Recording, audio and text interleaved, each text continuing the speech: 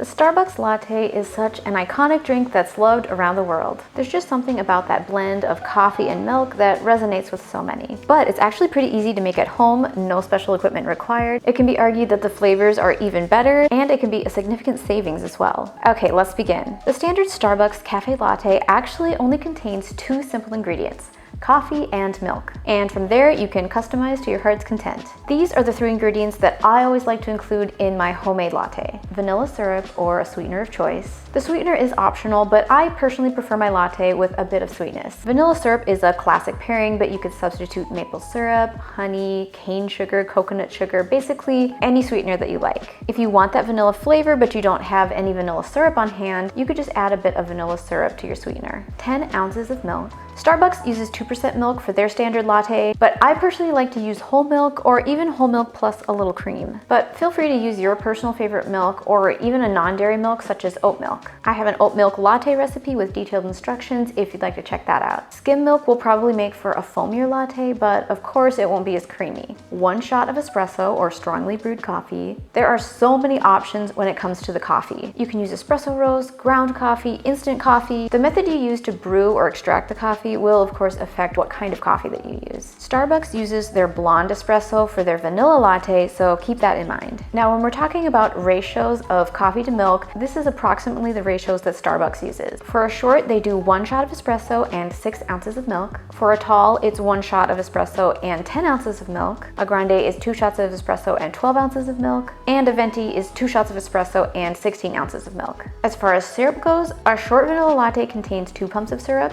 A tall contains 3, a grande 4, and a venti a whopping 5 shots of vanilla. If you don't have a syrup pump, keep in mind that half a tablespoon of syrup equals 1 pump. Okay, step 1, let's make the coffee. Now, if you happen to own an espresso machine, you could simply pull a shot or 2 of espresso for this drink. But if you don't have an espresso maker, no worries. It's actually pretty easy to make espresso strength coffee without a machine. Make sure to check out my video tutorial for detailed instructions on how to make espresso strength coffee with a French press, mocha pot, AeroPress, and even instant coffee. Now, it won't be true espresso because these techniques use a different method for extracting the coffee, but it still makes for a delicious homemade latte. Whichever method that you use, you'll want to place the coffee in a 12-ounce mug. Then add your sweetener of choice if using.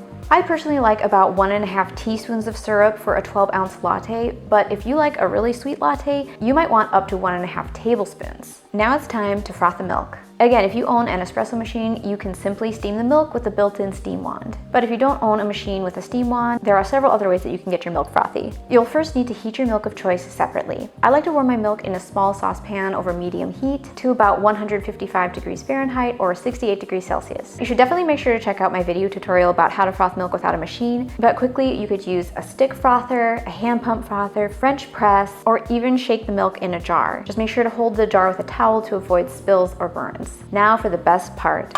Pour the frothed milk over the espresso or coffee in the mug.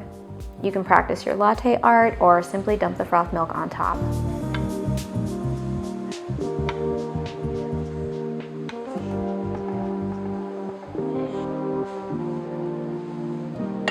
Okay, let's go over the price comparison. A tall Starbucks vanilla latte will typically set you back around $4.75, depending on where you live. But if you add on tax and tips, it's usually more like $5 to $6. My homemade version will only cost about 68 cents for a 12-ounce latte if you use conventional ingredients. And if you use all organic ingredients, it will cost around $1.68. So as you can see, making this at home is just a fraction of the cost of going to your local coffee shop. All right, if you found this video helpful, please give it a thumbs up and make sure to check out my Starbucks Copycat Recipes playlist for even more delicious homemade drinks.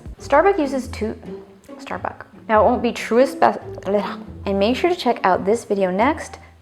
No.